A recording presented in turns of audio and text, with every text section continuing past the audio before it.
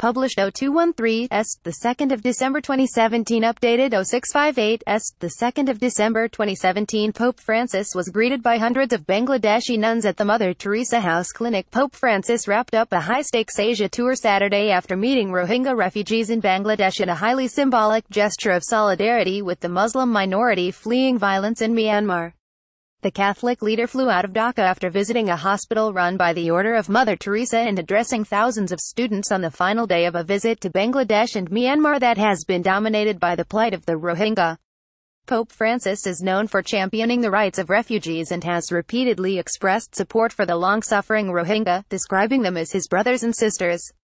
The usually forthright pontiff walked a diplomatic tightrope during his 4 days in Myanmar, the first papal visit to the country, avoiding any direct reference to the Rohingya in public while appealing to Buddhist leaders to overcome prejudice and hatred.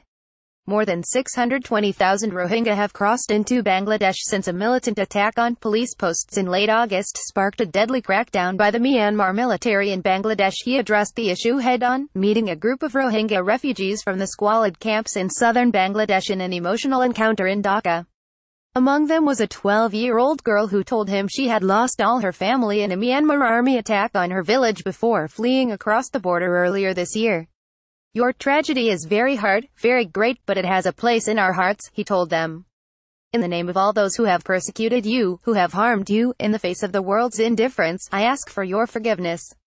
Clear message. The Pope referred to the refugees as Rohingya, using the term for the first time on the tour after the Archbishop of Yangon advised him that doing so in Myanmar could inflame tensions and endanger Christians. The word is politically sensitive in the mainly Buddhist country because many there do not consider the Rohingya a distinct ethnic group, regarding them instead as interlopers from Bangladesh.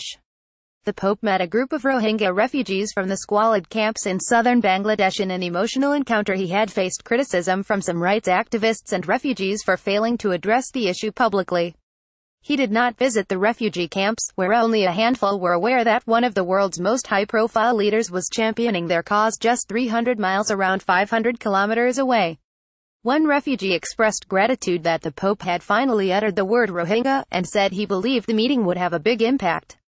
"It is the first time that a great world leader has listened to us," 29-year-old Rohingya teacher Mohammed Zubair told AFP. "This meeting will send a clear message to global leaders." But Yangon-based analyst David Matheson said the tour would do nothing dramatically to alter the humanitarian disaster of Rakhine in Myanmar, where the violence against the Rohingya has unfolded. "I think the Pope's strategy for his visit to Bangladesh was to keep international attention focused on the immense humanitarian crisis, and provide some inspiration for the Christians of Myanmar," he said. More than 620,000 Rohingya have crossed into Bangladesh since a militant attack on police posts in late August sparked a deadly crackdown by the Myanmar military. They have given consistent accounts of mass rape, killings and villages deliberately burned to the ground by soldiers and Buddhist militia. The two countries last month signed an agreement to begin repatriating refugees, but rights groups say they are concerned about plans to house them in camps away from their former homes, many of which have been destroyed. During his tour, the Pope led well-attended open-air masses in Bangladesh and Myanmar, which both have small Christian populations. In the morning he was greeted by hundreds of Bangladeshi nuns at the Mother Teresa House clinic in Dhaka, all dressed in the blue and white habit favored by the woman who dedicated her life to the region's poorest. Earlier he paid tribute to the works of Catholics in Bangladesh, where schools and clinics run by the church provide a lifeline for poor communities. "I am sure if the Pope touches my head and prays for me, I'll be cured," Ananda Hira, a kidney patient who receives dialysis at the clinic, told AFP ahead of the visit. "God listens to his prayers." Sorry, we are not currently accepting comments on this article.